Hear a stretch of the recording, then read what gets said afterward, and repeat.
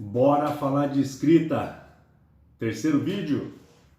Pessoal, seguinte, eu queria comentar uma coisa com vocês, que é o quanto eu apanhei. O quanto eu apanhei para aprender o que eu sei até hoje sobre escrita. Sobre escrita de ficção, sobre narrativa, sobre ponto de vista, cena, isso, aquilo, aquele outro, como ler, como revisar, como procurar beta. Tudo isso foi um parto muito grande, foi uma procura muito grande. Eu demorei quase 2 anos para entender o básico de uma história. Entender o básico. E eu fico vendo os vídeos, né? O pessoal na internet falando, as pessoas não querem aprender, elas querem tudo mastigado. Tá, até que é tudo mastigado. Tem esse problema, mas pelo menos para mim a curva de aprendizado foi extremamente lenta. Foi muito doído de você ouvir, você fazer e dar errado até aprender. Então, pessoal, paciência, muita dedicação, muito estudo. A gente tem que estudar muito. Eu quero estudar até o resto da minha vida sobre essa história de escrita, porque eu quero cada vez fazer histórias melhores e quero que isso seja o meu legado aqui nesse nosso planeta, beleza? Então se dediquem, não se conformem com pouco, não lancem um livro por lançar, tenham um mínimo de critério do que é aceitável para você. É lógico que lá na frente você vai olhar para trás e se você evoluiu, você vai falar, puxa vida, eu podia ter feito esse livro bem melhor. Que ótimo se isso acontecer, porque significa que a gente está crescendo, né? A gente está evoluindo. Por outro lado, os livros nunca morrem. Se você quiser retornar aquele livro e dar uma última polida, dar uma melhorada, eu acho que sempre é bom. Eu acho que sempre é bom, sempre cabe, tá bom? Vamos lá, o que eu queria falar hoje, que eu acho importante, falar um pouquinho sobre o leitor. Quem é o leitor? Nós somos leitores, né? Gostamos de escrever, mas nós somos leitores. E eu fiquei pensando muito sobre como definir um leitor. O leitor é esse cara aqui, gente. Ele consegue ser burro e inteligente ao mesmo tempo. Então, não dá para você deixar tudo subentendido, porque apesar do leitor ser inteligente, por um outro lado ele é burro. E também não dá para você contar qualquer coisa ou coisas que não façam sentido, falando, mas o leitor é burro. Não, ele é burro até certo ponto, porque ele também é inteligente ao mesmo tempo. Pode parecer um paradoxo, mas é assim que acontece. Aí eu pensei um pouquinho mais por que isso acontece. Por que ele é burro? Por que o leitor é burro? Para mim, depois de pensar bastante, eu acho que o leitor é burro porque ele acredita em tudo, desde que faça sentido. Então, ele é burro porque ele acredita em tudo. Que eu acho muito legal, gosto muito de ler Stephen King, que quando ele faz terror, suspense, principalmente terror, né? Que tem muita coisa imaginária. Ele é como se fosse uma fantasia para adulto. Então, você está fazendo um adulto acreditar em coisas que não existem. Então, isso é bem bacana, né? Você conseguir chegar nesse ponto da escrita, que você faz a pessoa entrar num mundo imaginário, por mais doido que seja, e gostar daquilo e acreditar naquilo. Só que mesmo dentro dessa doideira, essa doideira tem que fazer sentido. Senão, o leitor não vai engolir, apesar dele ser burro. E por que ele é inteligente? Bom, acho que eu já até falei por que ele é inteligente, né? Eu acho que ele é inteligente porque ele percebe ou sente tudo, né? Toda a falta de sentido na história. Ele percebe tudo isso. Por que ele sente ou percebe? Porque às vezes ele fica incomodado. O leitor médio ou padrão, às vezes ele não sabe dizer por que ele não gostou. Ele sabe que tem alguma coisa ali que não encaixa, que não faz sentido. E nós, como escritores, leitores, sim, temos que saber ler bem e entender aonde a coisa não está fazendo sentido, aonde a coisa não funciona. Contar um pouco sobre o meu processo de escrita, que vale a pena aqui a gente ter a coerência ao longo de toda a história. Porque o leitor, ele não vai lembrar de todas as cenas, mas alguma coisa ele lembra. E isso desperta, né? Dá um clique na cabeça dele na hora que ele está lendo. Então tem um livro que está o avô e o neto sentado na varanda, né? Degrauzinho da varanda, de costas para a porta. E isso já lá para o final do livro, no finalzinho do livro. E a avó abre a porta e a porta geme. Quando a porta geme, o avô e o neto olham para a avó na porta. Eu estava nesse ponto já do livro, para o final. E caiu a minha ficha. Eu falei, gente, essa porta geme, faz ruído. Então, ela tem que gemer sempre. E como é a porta principal da casa, o protagonista passou por essa porta várias vezes ao longo da história. Eu voltei a história inteira procurando porta para ver qual porta que era a porta da frente, e toda vez que fazia sentido a porta gemer, ela gemeu.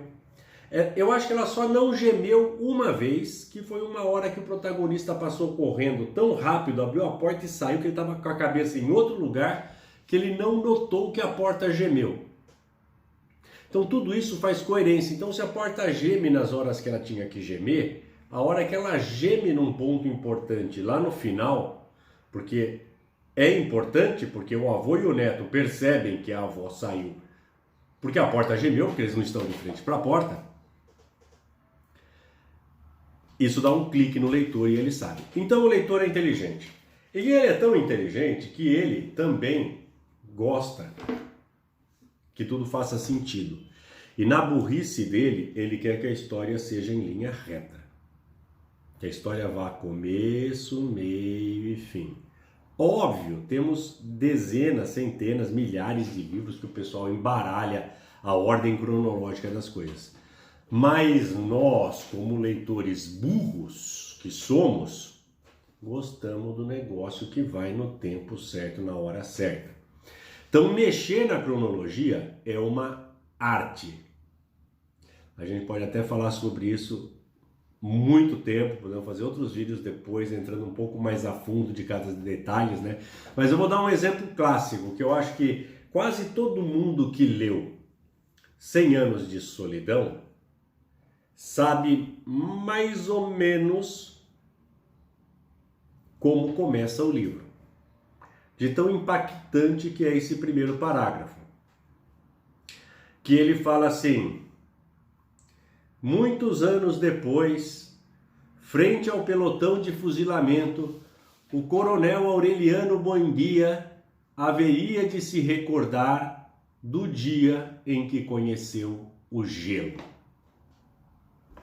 É mais ou menos isso. Ou seja, essa é uma história que está em... Esse parágrafo está fora da ordem cronológica, porque ele joga o leitor lá para frente.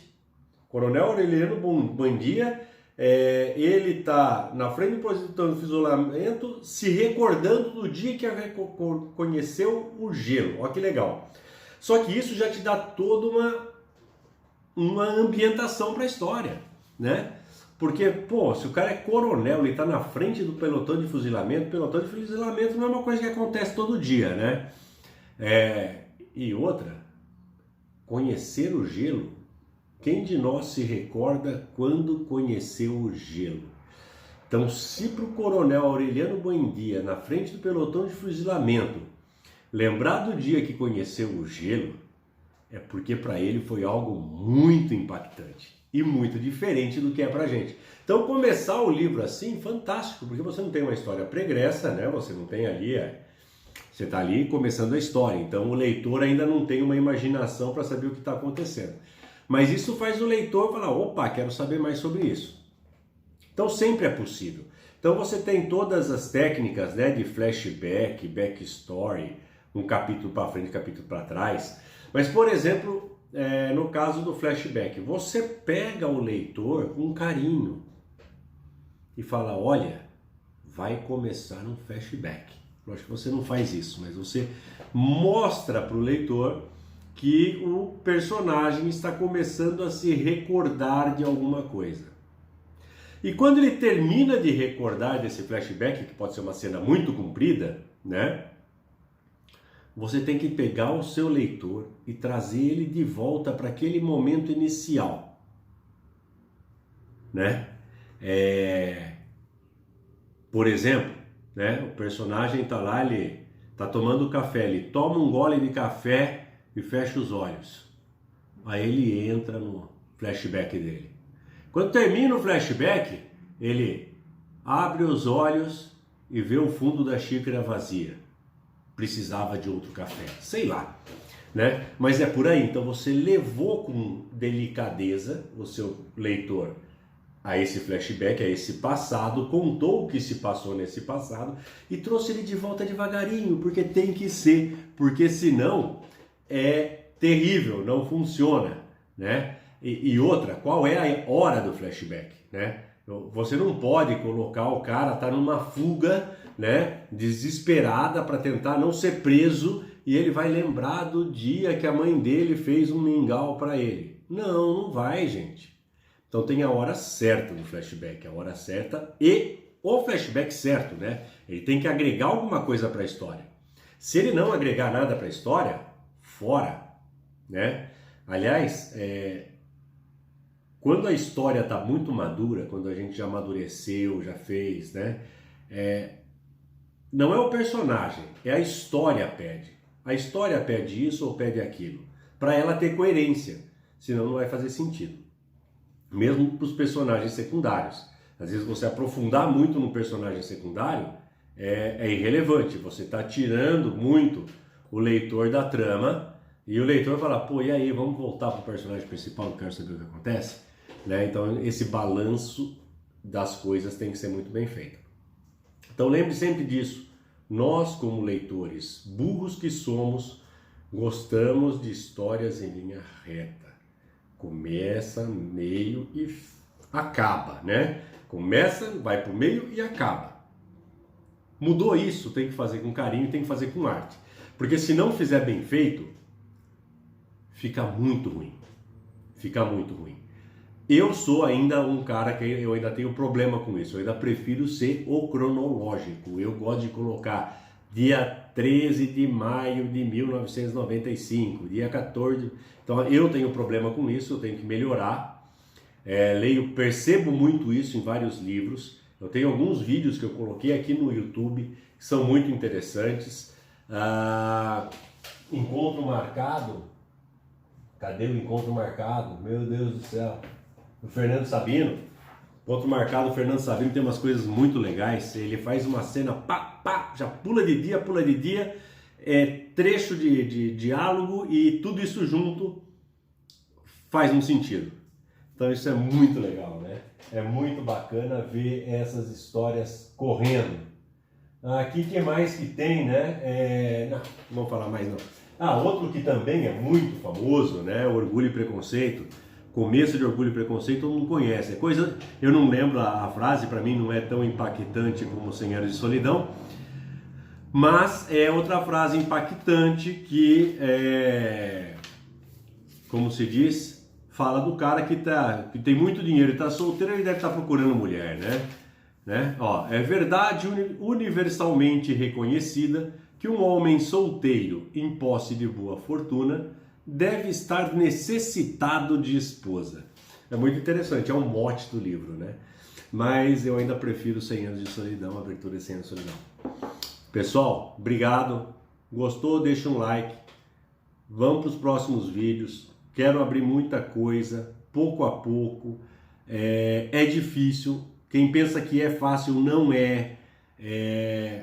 Estudem. É muito bom estudar. E ler outros autores nos ajuda muito, tá bom?